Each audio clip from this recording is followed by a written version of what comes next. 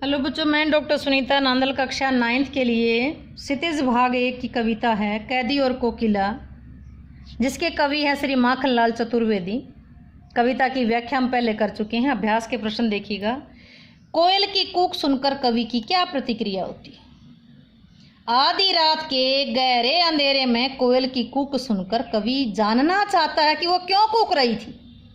आधी रात को कोयल की आवाज़ सुनकर के, कूकने की आवाज़ सुनकर के कवि जानना चाहता था कि वह कूक क्यों रही थी, उसे क्या कष्ट था, क्या वो किसी का संदेश देना चाहती थी। कवि स्वयं तो कारावास, जेल की पीड़ा को झेलने के कारण आधी रात तक जागने के लिए मजबूर था, पर कोयल की ऐसी कौन सी मजबूरी थी कि वो आधी रात के समय कूक रही थी। फिर सुनिएगा। आधी रात के गहरे अंधेरे में कोयल की कूक सुन करके कवि जानना चाहता था कि वह क्यों कूक रही थी, उसे क्या कष्ट है, क्या वो किसी का संदेश देना चाहती है। कवि स्वयं तो जेल की पीड़ा को झेलने के कारण भाई दुखी था, जेल में आधी रात तक जागने के लिए मजबूर था, पर कोयल पर ऐसी कौन सी मजबूरी आई कि वो रात को कूक पड़ी। कवि ने कोकिल के बोलने के किन कारणों की संभावना बताई? कवि ने कोकिल के बोलने की संभावना बताई है कि वह किसी पीड़ा के बोझ से दबी हुई है, जिसे सहन नहीं कर सकती, जिसे वो अपने भीतर सहेज कर नहीं रख सकती। कोयल किसी पीड़ा के बोझ से दबी हुई है, जिसे वह अपने भीतर सहेज कर नहीं रख सकती। उसने कहीं जंगल में आग की लपटों को देखा है, या उसे भी सारा देश एक जेल के रूप में दिखाई देने लगा है। कोयल या तो किसी पीड़ा के बोझ के नीचे दबी हुई है, जिसे अपने भीतर सहेज कर नहीं रख सकती, या कहीं जंगल में आग की भयंकर लपटों को देख लिया, या फिर सारा देश उसको एक जेल के रूप में दिखाई देने लगा। किसको? कोयल को। नेक्स्ट देखिएगा। किस शासन की तुलना तम के प्रभाव से की गई है और क्यों?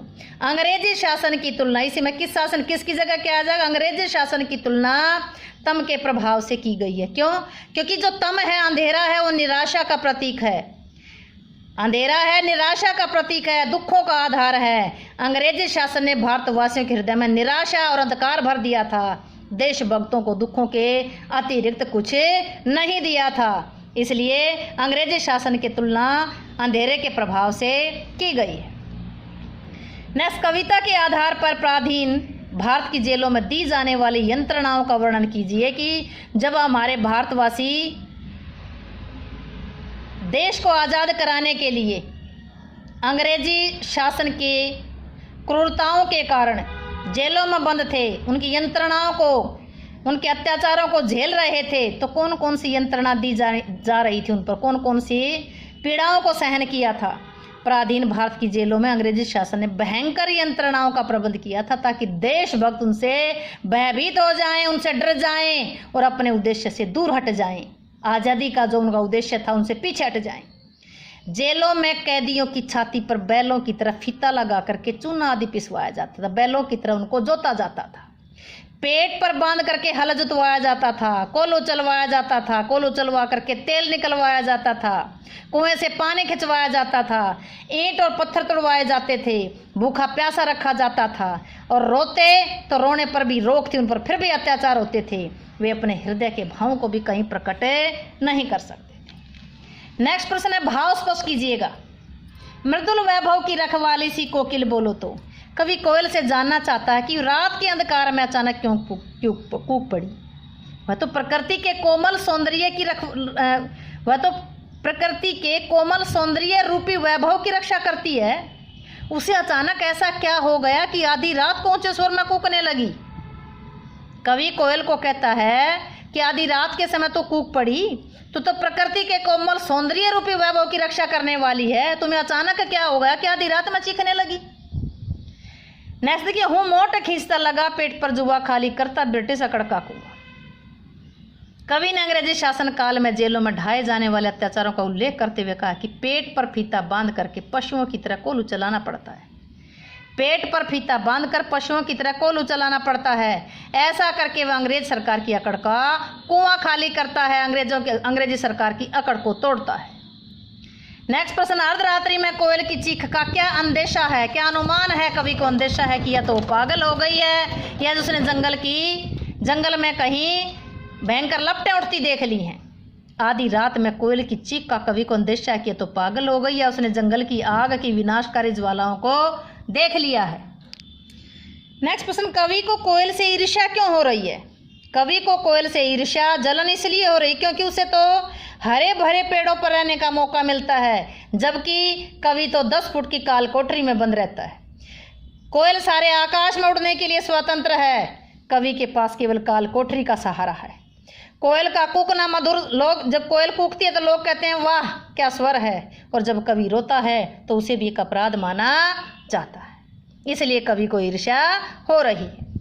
कवि के स्मृति पटल पर कोयल के गीतों की कौन सी मधुर स्मृतियां अंकित हैं जिन्हें वह नष्ट करने पर तुली है?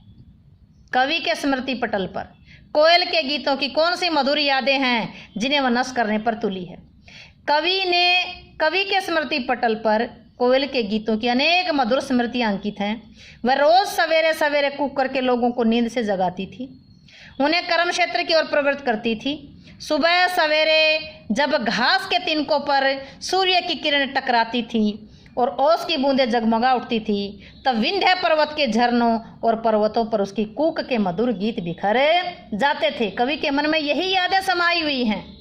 जब सुबह सवेरे घास के तिनकों पर सूर्य की किरणें टकराती थी तो ओस की बूंदें जगमगा उठती थी और विंध्याचल पर्वत के झरनों और पर्वतों पर उसकी कोयल की कूक के मधुर गीत बिखर जाते थे।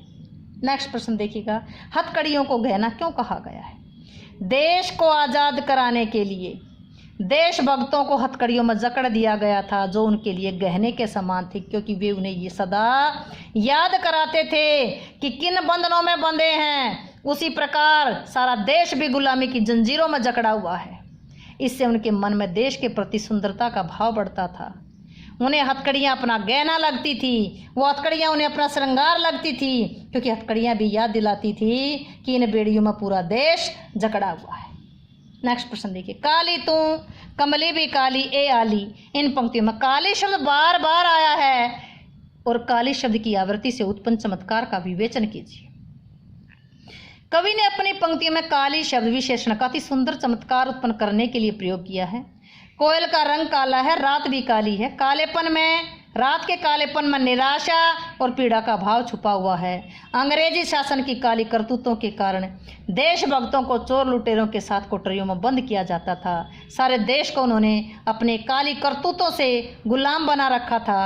अंग्रेजी राज्य की काली वैचारिक लहरें, काली कल्पनाएं हमारे देश के लिए डरावनी थी, भयावह थी। कवि की काल कोठरी काली थी, टोपी काली थी, कंबली काली थी, उसकी बांधी गई लोहे की जंजीर भी काली थी।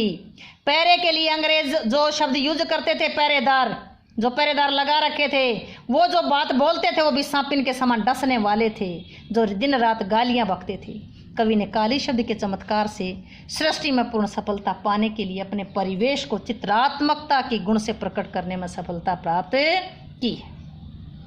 काव्य सौंदर्य बताइए, कविता का काव्य सौंदर्य क्या है? व्याख्या में पहले भी कर चुके हैं। किस दावा नल की ज्वालाएं हैं दिखी। काली कोयल अंधेरी काली रात में कूक रही है। कवि जानना चाहता है कि क्या तूने जंगल में कहीं आग की भयंकर लपटों को देख लिया? सारा देश तो अंग्रेजों ने जो गुलामी की आग लगाई है उसमें झुलस ही रहा है। क्या उसका प्रभाव जंगल के प्राणियों पर भी पड़ता है? सारा देश एक जेल के समान बन चुका है। प्रश्न शैली का प्रयोग कवि के कथन को प्रभावात्मकता देने में सफल हुआ है। तत्सम शब्दों का प्रयोग हुआ है। अनुप्रास और प्रश्न अलंकार का प्रयोग हुआ है। प्रतीक योजना विद्यमान है। नेक्स्ट देखिएगा, तेरे गीत कहाँ वे वह रोना भी है मुझे गुना, देख विषमता तेरी मेरी बजा रही तिस पर रणभेरी। कवि कोयल से कहता है कि जब वो गाती है तो उसकी प्रशंसा की जाती है, लेकिन कवि का जेल में रोना भी गुनाह माना जाता है। दोनों स्थितियों में बड़ा अंतर है। इस पर देश की आज़ादी के लिए बजाई जाने वाली रणभेरी रूपी प्रियतन लगातार, मतलब इसके बाद भी मैं प्रियतन कर रहा हूँ। अंग्रेजी शासन स्वतंत्रता सेनानियों को कष्ट दे रहा है, आगे बढ़ने से रोक रहा है। खड़ी बोली के लिए तत्सम तद्भव शब्दों का प्रयोग के साथ उर्दू के शब्दों का प्रयोग किया गया है। स्वर मैत्री ने लयात्मकता की सृष्टि की है। अनुप्रास और पद मैत्री अलंकार आए हैं। अभिधा शब्द शक्ति ने कथन को और सरलता और सरसता प्रदान की है। उम्मीद है कि आपको क्वेश्चन समझ आए होंगे। क्वेश्चन समझ आए हों तो वीडियो को लाइक करें, शेयर करें, चैनल को सब्सक्राइब करना ना भूलें।